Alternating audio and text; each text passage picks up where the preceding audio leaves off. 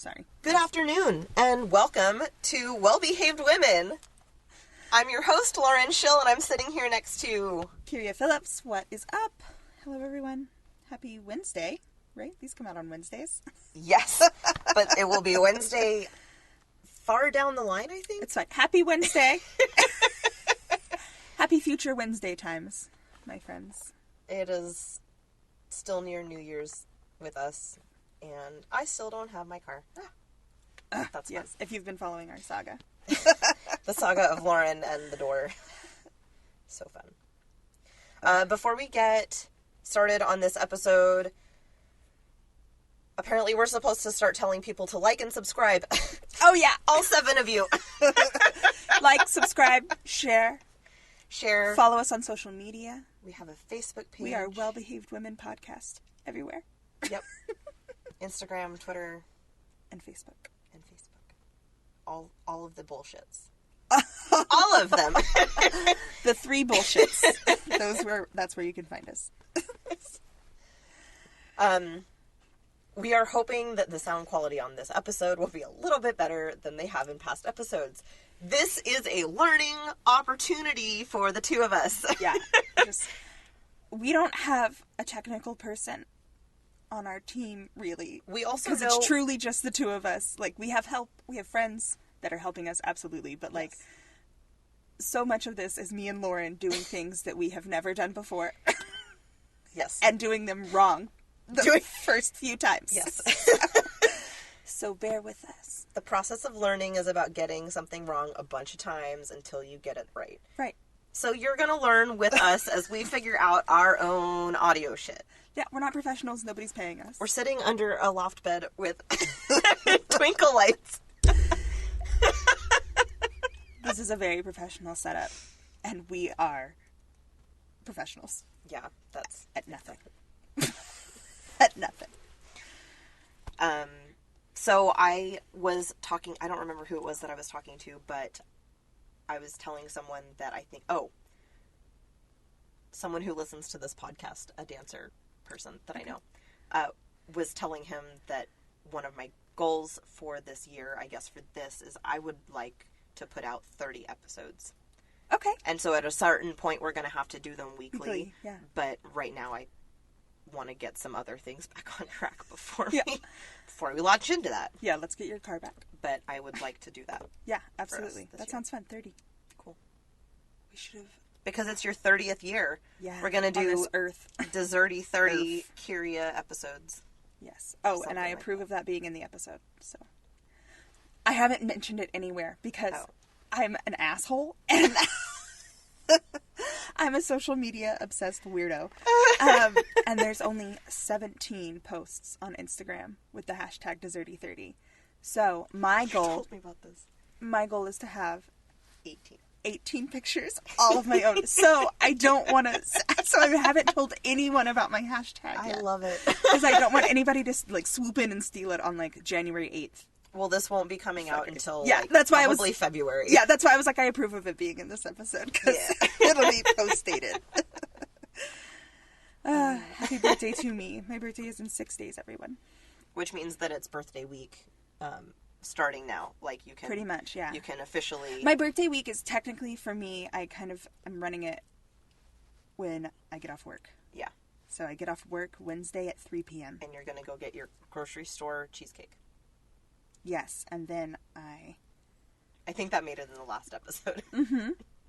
I want QFC cheesecake. People have tried to tell me like, I'll just make you a cheesecake. I'll do this. And I'm like, no, I want a miniature, very berry.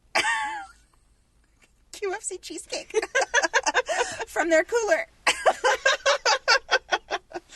Mind your business. All right, so let's get started. I'm gonna have a really hard time. This became a musical, so I'm gonna have a really hard time not channeling all of the music. Okay. On this year in history, the Great Molasses Flood oozes through Boston, killing 33 and leaving 150 more injured. Oh. The German Workers' Party is formed, becoming the predecessor to the more widely known German group, the Nazi Party. Okay. An anarchist uprising in Buenos Aires, known as the Tragic Week, claimed over 100 lives. Mm-hmm. and the Seattle general strike happens and lasts 5 days before troops break it up. Okay. Juan Duarte was a wealthy rancher in a town called... You know where I'm going with this. I'm so happy. My fucking thumbs. This is an audio medium, but I just double thumbs up in case you were curious. Excited. Anyway, Juan was a wealthy rancher in a town called Chivilcoy, Argentina. He had a family and children that lived there. But at the time, it was not uncommon for wealthy men to take lovers or even have multiple families. So he started hooking up with a seamstress named Juana Ibarguren. She lived in Junin, which is nearby. Mm-hmm. She had 5 children. I think all of them were with him. Juan Ramon, Herminda, Elisa, Blanca, and Eva, born May 7th, 1919. Juan abandoned Juana for good when Eva was only a year old. Mm. He returned to live with his legal family. As a parting gift, he had a document drawn up declaring all Juana's children legal, which allowed them to use the Duarte name, which was important. Mm-hmm. But a piece of paper is not going to do shit to pay the bills or put food on the table without a man. Right. So Juana moved her 5 children and herself into a 1-bedroom apartment in Junin's most poverty-stricken area, Los Todos. Even with a piece of paper declaring their legal status, the simple fact was they were bastards, and everyone treated them like that. Mm-hmm. Juana worked as a seamstress and a cook and lived with the stigma that most women get when they have 5 children and no man to show for it. Right. In the 1900s. In the early 1900s. Yeah. I mean, now, too. But, like, really bad then. Back when I was active, there was a lady that gave this lesson in one of the women's group in Mormon is the Relief Society. Oh, okay. And there was this lady that was giving a lesson, and she was talking about how sad life is when mothers don't have fathers around, and how basically just all women need to be finding husbands so that they can have men around for their children. And I got so pissed off. I stood up and I was like, I'm sorry, I don't think you really should be saying that. Yeah. I think that's incredibly inappropriate. I was sitting right next to a single mother of 2. Yeah. Who is like one of the most hardworking people that I know. She definitely doesn't need either of those fathers in her life. Yeah. Like, don't fucking say that to people. Yeah. Don't ever say that, because you don't know who's listening, and oh my god, how inappropriate. Like, yeah, you don't fucking know their story. Yeah. Or like, maybe they're widowed. Maybe they're widowed. Maybe they don't have a choice in how they lost their husband. Yeah. Like, or why the man in their life is not around. Right. What if he was a piece of shit? And, like, what if he was hurting them? And yeah, it's she not left them for her and their safety. Exactly. Yeah. Stop making judgments. Plus, at that point, like, 40% of women, or 40% of the mothers in the church were, like, single women in one way or another. No. So it wasn't even a marginal demographic that she was speaking to. It's like almost half of the people, almost half of the mothers that you're going to be speaking to right now, you're going to say basically aren't fulfilling anything because they don't have husbands. Because they don't have, a man to help. So Juan Duarte died suddenly when Eva was 6. Mm-hmm. After a scene at the church between the women, Juana and her children were allowed to pay their respects, but only briefly, and then they were escorted out of the church. Eva had a flair for the dramatic. She loved the cinema, and through community events, Eva discovered that she loved to act. Mm-hmm. At 13, she was in a production of Arriba Estudiantes, and her dream of being a famous actress someday solidified in her brain like dried cement. Cool. And the best city for that was the nation's capital, Buenos Aires. What's new? I told you it was going to happen. Damn it. Everyone in her small town who had been to the Big Apple of Argentina described it as a marvelous place, quote, where nothing was given but wealth, end quote. Mm. Eva was poor. Her family had come from nothing, and she didn't have a father. There was very little chance for a girl like her to make it into the real world. Juana planned instead to marry her off to one of the local bachelors, as one does with one's daughters. Sure. In 1940. We've all seen Pride and Prejudice. We know. 1935. Something like that. It's fine. Something. Basically. I don't think that was really her plan, though, because she left when she was 15. Okay. There are differing stories on how she left Hunan, so let's go through them. First, she ran off with a young musician in a whirlwind and very short-lived love affair. Okay. 2. So these are all just different stories. These are just different stories of how she ended up in Buenos Aires. Okay. Like how she got to that point. Right. So first is the young musician. Second, Agustin Magaldi. What? Who has the distinction of being the first man to be of use. I've never seen this movie. I've never seen this movie. So Antonio Banderas plays Che, which is like the typical Argentine man. Okay. And so throughout the whole movie, this person, she is like, she's seen as, you'll see, she's seen as obviously a very positive character, but basically the whole movie is, the whole production, I mean, it started as Broadway, is basically these private moments between her and like the people, quote unquote, right, of Argentina as Che. Oh, okay. And so he kind of narrates the story. Oh, okay. And so when they're introduced, and so the musical version of this favors Agustin Magaldi, and they sing about him, and he goes, and there was, and while I was researching this, obviously I listened to it 1 billion times. Why not? And so one time I had his song stuck in my head, and so I picked up my dog and I started dancing and I started singing to it, and Tony's never seen it either, so she's like, what is happening? Yeah. I know the Don't Cry For Me, Argentina. Everyone knows that Everyone knows that song. Mm-hmm. And I know Madonna's in the movie, and I know, like, the surface scratch level of, like, what's happening. That was one of the musicals that I grew up with. Okay. I think it was Les Mis, Phantom, Evita, probably some others that I'm not thinking of right now, but definitely those were the main 3. So, like, I've known every word to that fucking play forever, and I don't remember a time in my life when I just didn't know. When you didn't know it. That was where I fell in love with Antonio Banderas. And that is how I knew Madonna. Before her music, like, I remember the movie. Yeah. I remember her as this person. Yeah. Anyway, most people actually discredit the story of Agustin because A, there is no record of him traveling to Hunan in 1934. Okay. And 2, he usually traveled with his wife. Oh, well. When he did travel. So there wouldn't really be any reason for that, like, any opportunity for them to hook up. The third option, and probably the most favored, Juana accompanied her for an audition and arranged for her housing with just, like, some family friends. Oh, okay. Basically, I thought she ran away. So that's why I was trying to... Yeah. I mean, a lot of people defer on, like, how exactly she ran away. Yeah. Well, so, if Juana went with her... That's not exactly she did not run away. Exactly.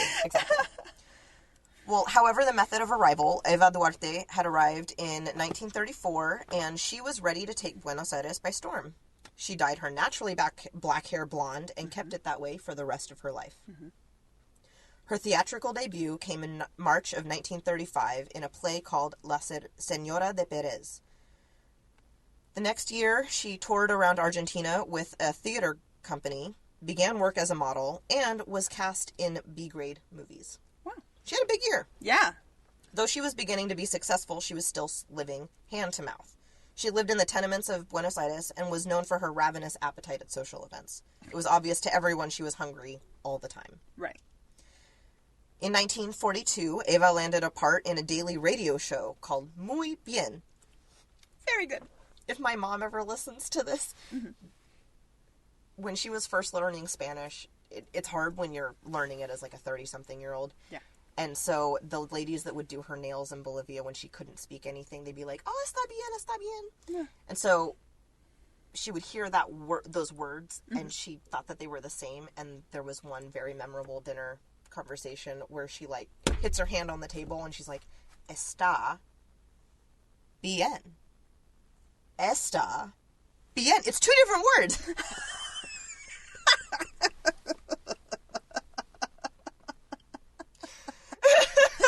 She thought it was all one word. Because it was always, "Está bien, está bien." Yeah.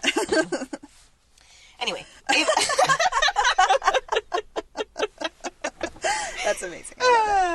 Beth Ann. let's get back to Ava. And she was so upset about our tangents. We're getting back to it. In 1942, Ava landed a part in a daily radio show called Muy Bien. The most important radio station in the country was Radio El Mundo, and Ava was on it. She didn't stay on it for long, though, as later that year she signed with Radio Belgrano, another important station in the city. In signing, she was guaranteed an acting spot on a show called Grandes Mujeres de la Historia, which is Great Women of History. Oh, okay. She played a woman like Elizabeth I of England, Alexandra Feodorina of Russia, and Sarah Bernhardt. Oh, okay. By the next year, Ava was earning 5,000 to 6,000 pesos a month, making her one of the highest paid radio actresses in the nation. She hustled, and she got it. Hard. Yeah. Yeah. She was not outstanding, or even very popular among her co-stars, but was known for her dependability. Because of her hard work, she was able to move from the tenements into a very exclusive neighborhood called Recoleta. Oh. She had a short film career, but none of the productions she was a part of ever had much success. Okay. During this time, she dated a series of men who just happened to be able to further her career. Okay. Yeah. And in the movie, there's a lovely little musical number about it. So let's back up a little bit, because the next part requires some background of what was happening in the world at the time, and especially how it affected the Argentine. And this is very complicated, so if you have questions, please interrupt. Great. I have questions right off the top. Yes. Is this the 30s and 40s? Yes. Buenos Aires? Okay. Yes. So I know a little bit just because I listened to the Joseph Mengele Yes. episodes like 4 or 5 times. Yeah. For last pod. So I am vaguely familiar. So What up, Marcus Parks? Yes, we love him and his research team. Yes. They're all fantastic. Heart eyes for all of them and their hard work. Mm-hmm. Yeah, so I know like a rough kind of like what we're looking at here. Perfect. But Okay. Hit me with it. So, around the time when Ava was born, civil unrest was starting to peek its little head around the corner. Radicals in Argentina started this secret male suffrage, which allowed native-born males the right to vote. Out of a population at that time of 7.5 million, 745 of those people were allowed to 745,000 of those people were allowed to vote. Holy shit. 7.5 million. Yeah. 745,000. To vote. That's crazy. And of those 745,000, 400,000 abstained from voting at all. This led to some men who got into office and started leaning towards fascism. Yeah. At one point, there were 3 big wings causing political unrest in the country of Argentina. There was the militaristic Conservative Party that still had control over the government. Also, if I get any of this wrong, it's because it's very complicated and I didn't quite understand it. So, if there are corrections, we're trying. If there are corrections, please feel free. So there was the militaristic Conservative Party that still had control over the government. There was the right-wing radicals who basically rigged the elections. And then there was the left-wing anarchists who were bombing everything to shit. Right. Right. This was all in the midst of a fantastically devastating depression that hit Argentina maybe just as hard as it hit the States. All this political unrest caused fraudulent elections and corrupt leaders. Jesus. And then the next line is... Never mind. It's from the music. I can't do that. I like how you're like, the next line, never mind. It's obviously about the musical. Never mind. Just can't. One of the high-ranking officers in the... Oh, no, I actually had somewhere to go with that. Okay, cool. I had to read on in the sentence, and I realized that it starts with this song lyrics. This is how my brain works. In June of 43, there was a military coup. Behind it was a group called the GOU, or the United Officers Group. Okay. They sought and ultimately succeeded in unseating a president who was elected fraudulently. Okay. Their political group began making changes to the nation. One of the high-ranking officers in the GOU was a soldier named Juan Perón. He had spent time traveling Europe in the midst of World War II and had socialist ideals to bring back with him. Mm-hmm. He turned the Department of Labor office he held into something much more than a title. He worked with the labor unions, having had a history of acting as a mediator in labor disputes, and was well-liked in that community. Holy crap. Okay. In January 1944, an earthquake decimated the town of San Juan. And when I say decimated, I mean just that. 10,000 people died, which made up 10% of the population at the time. Holy shit. Because of such poor construction prior to 1944, over 90% of the buildings were destroyed in the quake, and most that survived were so damaged that they had to be demolished as well. They were literally starting from scratch. Jesus. Have you ever been to South America? No. Have you seen kind of like how they build their houses and... Yeah. It's... I watch a lot of cooking shows about South America. Gotcha. Did you ever see Narcos? No. That's a good show. That Okay. shows the updated type of construction. But it wasn't great before that. Over the third of the population became homeless from this one thing. Holy shit. So Juan Perón reacted very quickly to the event. To help victims, and he organized... Wow, I'm going to start that over. Over a third of the population became homeless. Juan Perón reacted quickly to the event, helping victims and organizing a big gala event to fundraise for the rebuilding of the city. It was the first ever large-scale state-directed construction project, and for months a thermometer hung from the Buenos Aires obelisk, tracking the progress. Wow. It was during this fundraising gala that Juan met and immediately gravitated toward an actress named Eva Duarte. They left around 2 a.m. together. You don't say. You don't say. I'm gonna vape. Juan and Eva left around 2 a.m. from that fundraising event, and she became his lover, basically immediately, invited herself to his home, and evicted his former mistress. Holy shit. It's my turn. I live here now. Get out. I live here. Get out. Eva would later refer to the day she met Perón as a marvelous day. Though she was 24 and he was 48, the couple were popular and well-liked. Juan often invited Eva, or as he called her, Evita, to his cabinet meetings, allowing her to absorb all the information he took in and listening to her opinion when she gave it. Wow. Because he had not come from politics, he either didn't know or didn't care that women were just not allowed in these sorts of meetings. Besides, he wanted to create a second him. Right. Who could help him. Further his cause. Oh, damn, I had a question. And I lost it. It's alright. Age difference? I didn't know Political about meetings? that. No. Nope. Nothing that important. Who played him in the movie? Who played Juan? Yeah. What is his name? The same guy that played the priest in Game of Thrones. Jonathan Pryce. Oh, okay. Jonathan Pryce played him. He did a fantastic job. With a Y, right? Yes. Okay. Yeah. Price with a Y. He's very good. Yes. Does very well. I didn't know that he could sing. He doesn't sing a lot, but he can sing. In May of 1944, so like 5 months later, radios were ordered to create a union. It is speculated by some that Juan Perón made this suggestion and that it was to appease him that the newly formed union elected Eva as its president. Sure. Of course it did. Yep.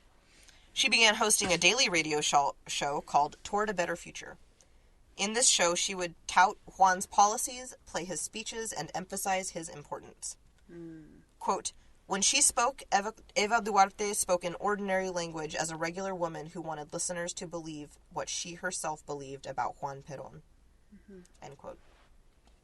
Juan eventually got promoted to vice president and secretary of war, but still held his office in labor.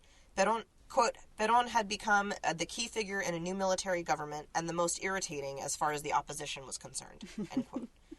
With this power, Perón started implementing wage minimums, weekly maximum hour limits, restricted reasons why employers could terminate their employees, and made them pay severance and accident compensation. Huh. Okay. Basically, he was a man of the laborers of Argentina. Right. In September of 1945, Perón delivered a speech that pissed a lot of people off. He stated, quote, we've passed social reforms to make the Argentine people proud to live where they live, once again, end quote. Oh. His popularity was more impressive than ever, and his political opponents within the military were terrified of Juan's power. They feared his popularity would eclipse that of the sitting president. Because of his outspoken support for los descamisados, the laborers, the working men, he had somehow become one of the most powerful figures in the Argentine government. In an attempt to prevent this, those military opponents arrested Perón. Oh. Eva was not pleased with her lover's arrest.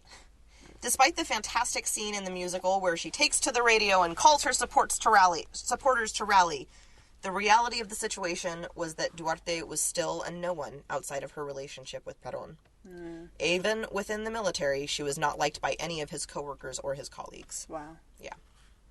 Basically, she was the whore that had invited herself into the cabinet meetings. Right. And they were like, no, thank you. We do not want this. We did not oblige. We did not invite. Labor unions around the nation are the real ones to thank for organizing the rally of October 17th, 1945. 250 to 350,000 people are said to have marched on the Casa Rosada, demanding the release of Juan Perón. He was being kept in a little prison in an island off the coast, I guess. Oh, wow. I didn't realize that was a thing. Azkaban? What? He was being kept in Azkaban? Yeah.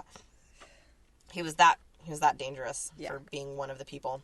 At 11 p.m., their cries were heard, and he was released. Perón gave a speech on the balcony of the Casa Rosada that night that basically rocketed him to the very forefront of the upcoming presidential election.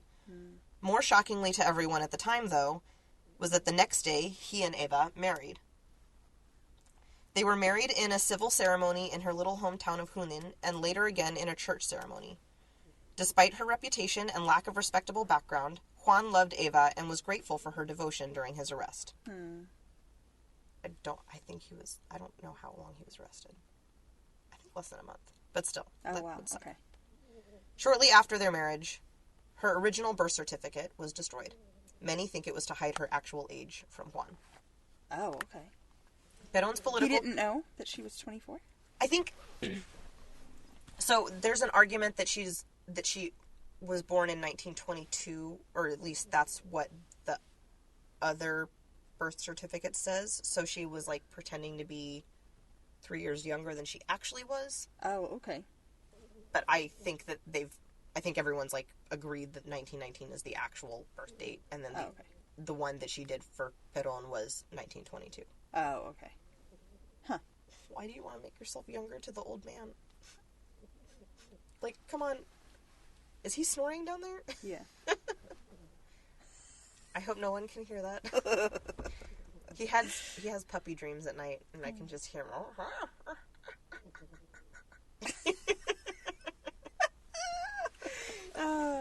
He has many opinions. So many thoughts. Yeah. Perón's political campaign after that began in earnest, and Eva was at the forefront of the effort. She toured the country with him and spoke highly in favor of his policies on her weekly radio show. In 1946, Juan Perón won in a landslide election. He ran on a pro-labor ticket aiming for social justice and economic independence. Mm-hmm. On the tails of World War II and going into the Cold War, Perón's ideas for government largely avoided the issues that would come with fighting in that conflict. Labor strikes had increased from 500,000 lost working days in 1945 to over 2 million in 1946. Wow. By the next year, it would be 3 million. World War II had provided indirect benefits to Argentina. Their reduction in imports over the last decade and the increase in demand and cost of their exports had landed Argentina with a whopping $1.7 billion surplus. Mm-hmm. And Perón used every penny of it to pay off debts and build an infrastructure for his nation. After realizing the one leader that seemed to see the workers could be taken away, Argentines came out in droves for him. Quote, after Perón became president, Evita went to work on the 4th floor of the Central Post and Telecommunications Office, where she began to attend the delegations of workers who asked her to intervene in solving labor disputes or helping them obtain better wages. Mm-hmm. End quote. Feminism in politics had never been a thing. Women had been fighting for the ability to vote, but since the Perón arrest, women's suffrage had been put on the back burner. Because of this lack of background in politics, as we discussed earlier, Eva had his ear for her causes, including social justice and equality in the national discourse. Mm-hmm. End quote. She stated, quote, it is not philanthropy, nor is it charity. It is not even social welfare. To me, it is strict justice. I do nothing but return to the poor what the rest of us owe them, because we had taken it away from them unjustly. End quote. The fact that Eva spoke out so prominently for the right to vote projected the idea toward a shockingly wide audience. The public already loved her, and she was one of the lower class. Right. Everyone knew that she had come from nothing.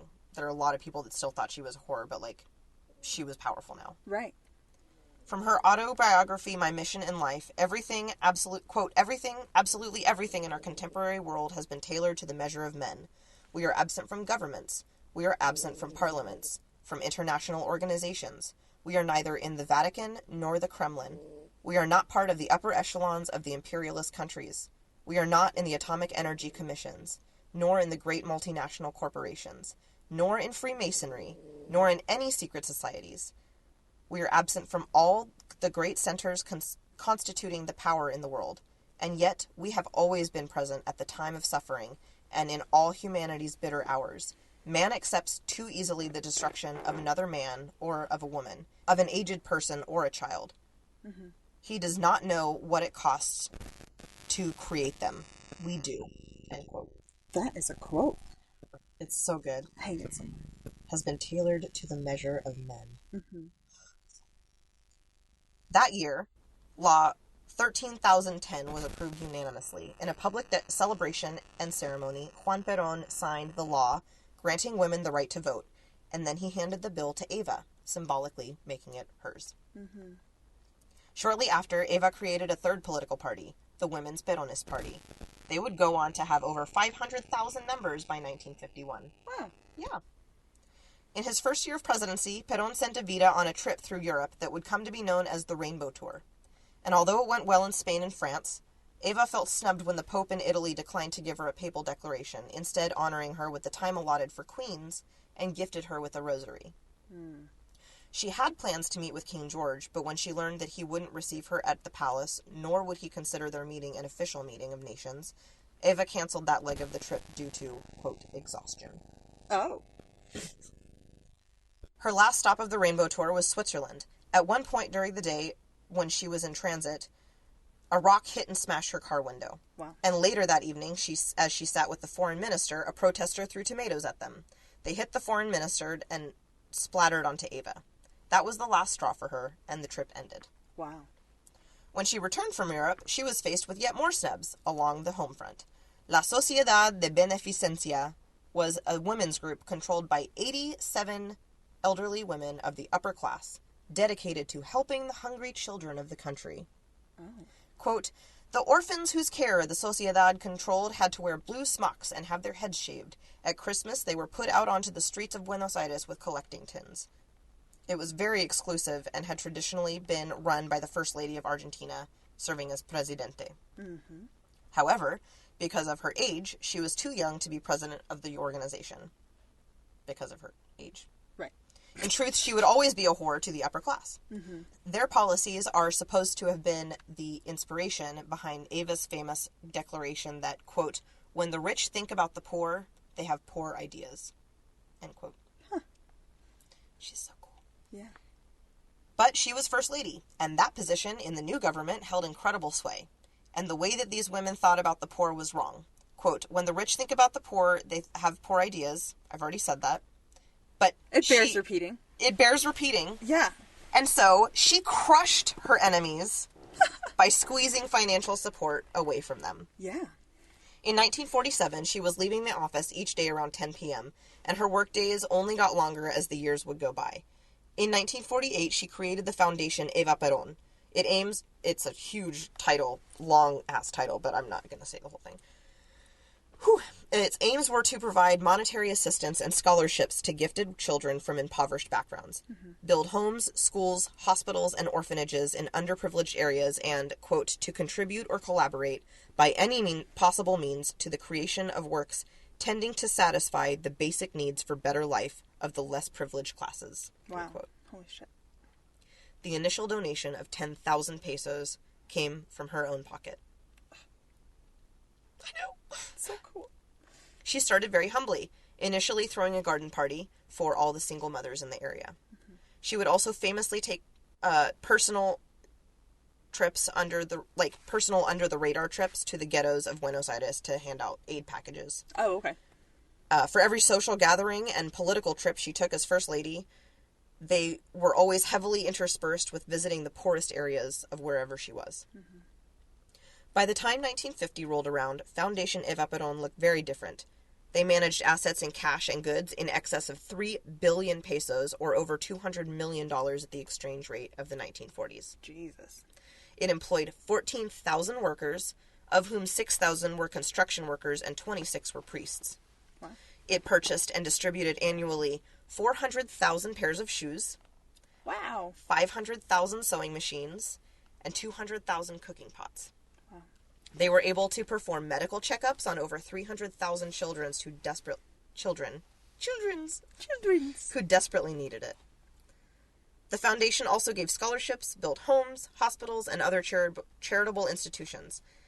Every aspect of the foundation was under Evita's supervision. The foundation also built entire communities, such as Evita City, which still exists today. Wow, okay. And apparently the original, layout was the shape of her profile or her head or something. Oh. Quote, though it was unnecessary from a practical standpoint, Evita set aside many hours per day to meet with the poor who requested help from her foundation. During these meetings with the poor, Evita often kissed the poor and allowed them to kiss her. Evita was even witnessed placing her hands in the separated wounds of the sick and poor, touching the leprous and kissing the syphilitic. Goodness. End quote. Mm-hmm. The care and attention that she paid every single person that lined up outside her door each day never wavered. Because of her love and her work for the poor and the outspoken support from the Catholic Church, she started to transcend her titles.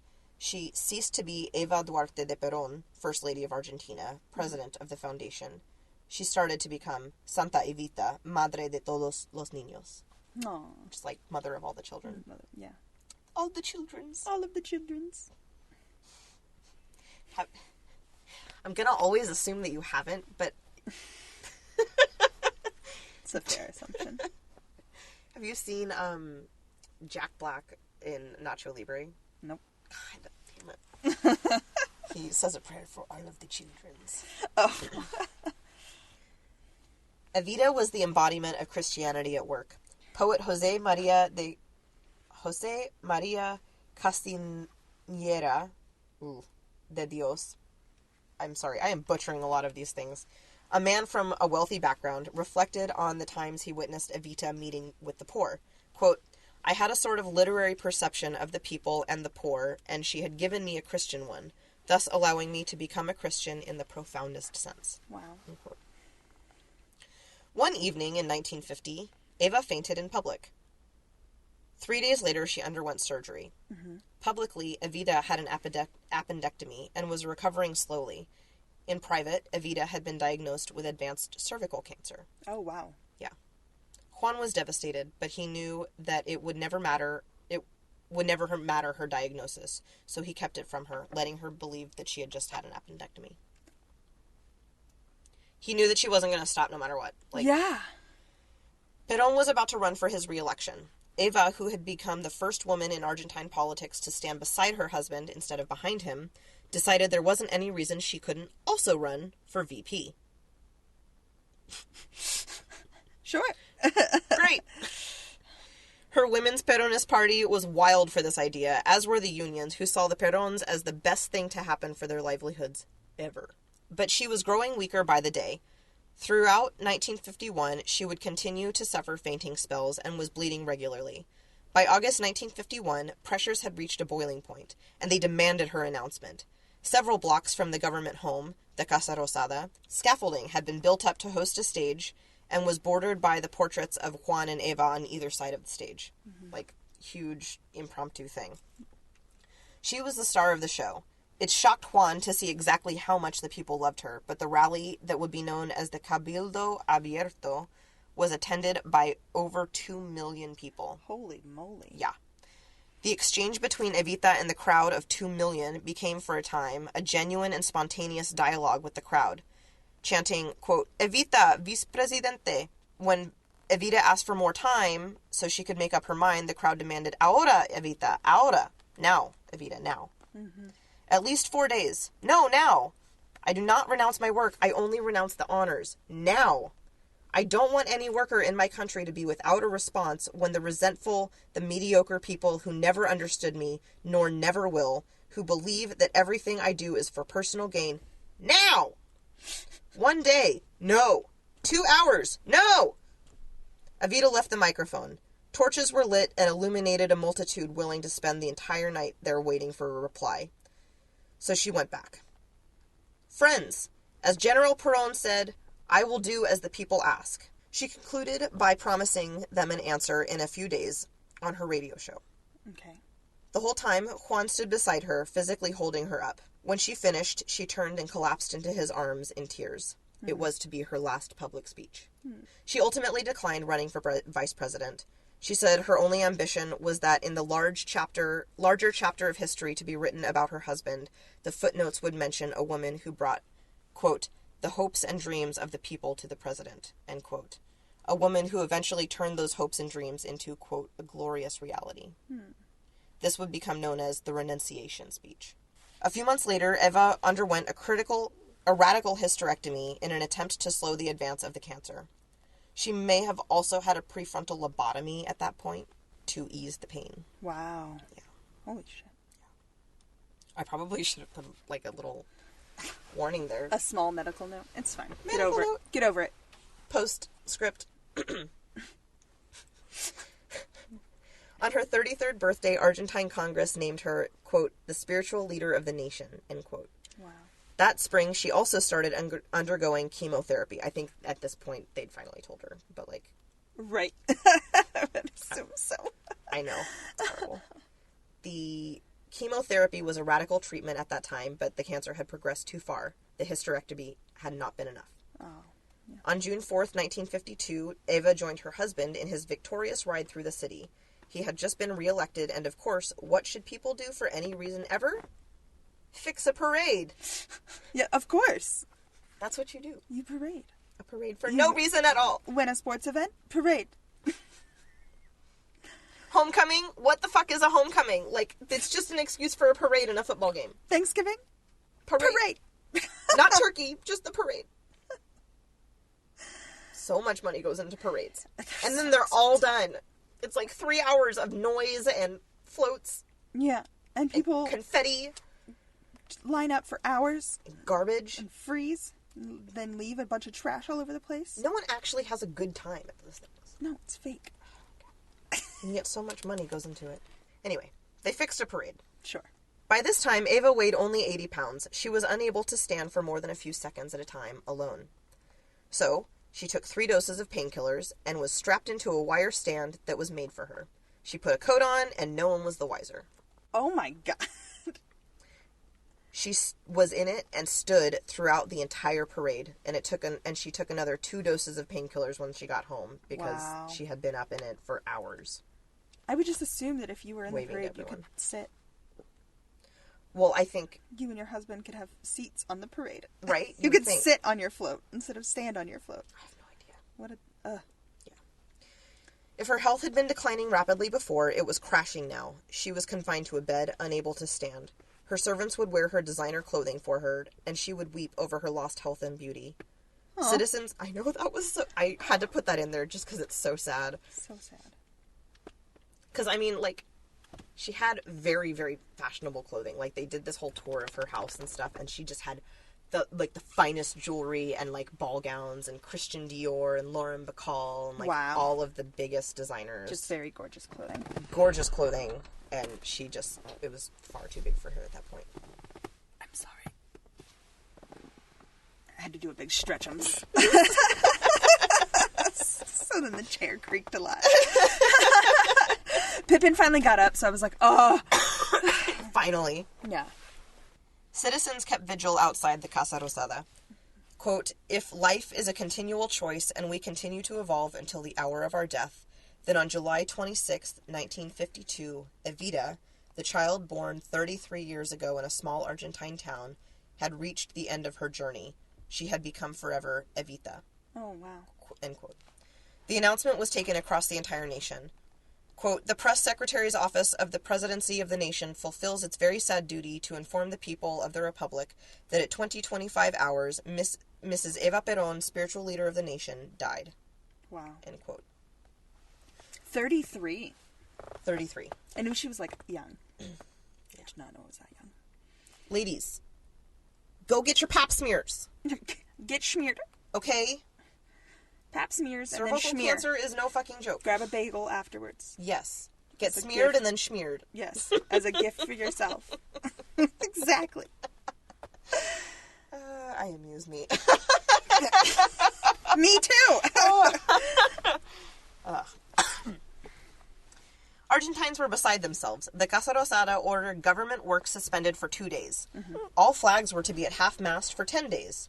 It wasn't nearly enough. When they moved her body to the Department of the Labor Building, 8 people were crushed to death in the throngs of mourners. Jesus, that's wow. I know. That is insane to me. Oh my God. Crushed to... Okay. I don't go to big concerts anymore because I have a legitimate fear of being trampled. I got caught in a big crowd when I went to go see Train live. And I, like, have a legit fear of just being trampled to death, and I have anxiety attacks when there's too many people. So this, Yeah, no. I don't do general admission at all. I can't anymore. Yeah. I used to do it all the time, and then after that happened, I'm like, no. I'm like, if that's all there is, I won't go. Yeah, it's just not worth it to me. If there's seats, I'll pay a little extra. Right. If it's something I really want to see, I'll go to the seats. Yeah. Like, if it's worth it to me to go see them, it's worth it to me to spend the money to, like, have a nice seat. Yeah. Except for podcast stuff, because that's not the same.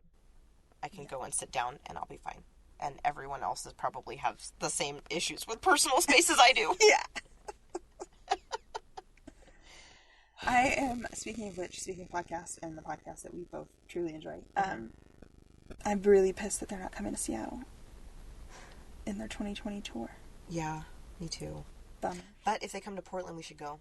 I went and the first time I saw them live, I got really good I got really cheap tickets to this place in Portland, and so I went and fucking took a $20 Bolt bus, and I stayed in a $40 hostel, and I did last podcast on the cheap, and it was so much fun.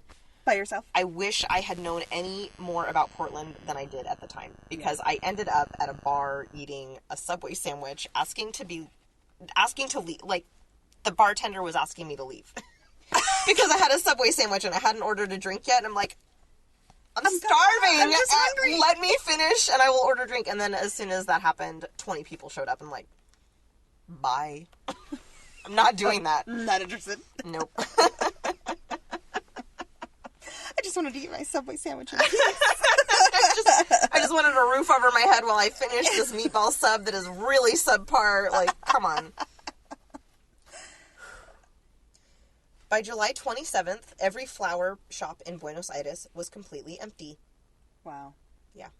They shipped in flowers from all over the country and internationally. Piles of flowers were lining the streets for weeks. Jesus. By July 28th, 2,000 people would be attended to for injuries from the crowds, and thousands more were treated directly in the streets. That is bananas. Thousands! Thousands of people, thousands and thousands and thousands of people. 2,000 were treated in hospitals. And then Multiple thousands more in the street. Beyond the 8 people that fucking died. Yeah, just kind of like a triage situation there on the street. To be in a crowd. And actually, now that I'm thinking about it, in the musical they do say, like, all of the Argentines, they're mourning all day and mourning all night. They're falling over themselves to get all of the misery right.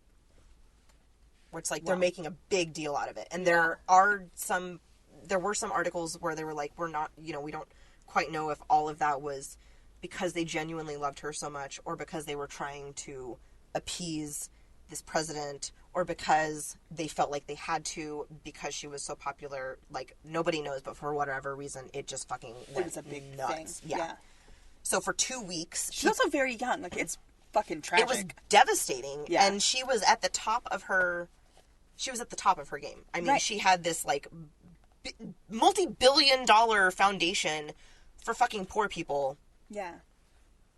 And was helping run the country. She was at the top of her game. She was young. She was so close to the beginning of what she was able to accomplish. Yeah. And so that's tragic. Yeah.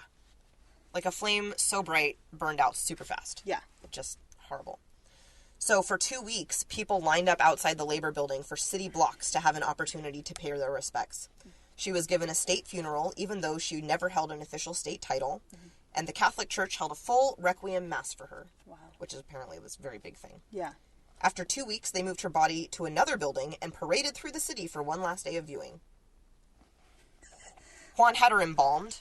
Yeah. And so you could see her. Yeah. For a long time. Like Snow White. Yeah. Yeah. Legit. That's crazy. He was devastated. Although the 2 full weeks had been allotted to public mourning, people needed more. Perón arranged to have Eva's body preserved. Plans were drawn up and construction started for a memorial/tomb. It would be a dedication to the descamisado she dedicated so much of her life to. But it was never to be finished. Juan Perón fled Argentina in 1955, having been forced out by a military coup. He had to leave without Eva's body. The dictatorship that took over her sent her to Italy and buried her under the name Maria Magi. Oh, all right. In 1971, Perón was exhumed and taken to Juan's home in Spain, where he set her up in the dining room. Oh. To have dinner with him and his wife.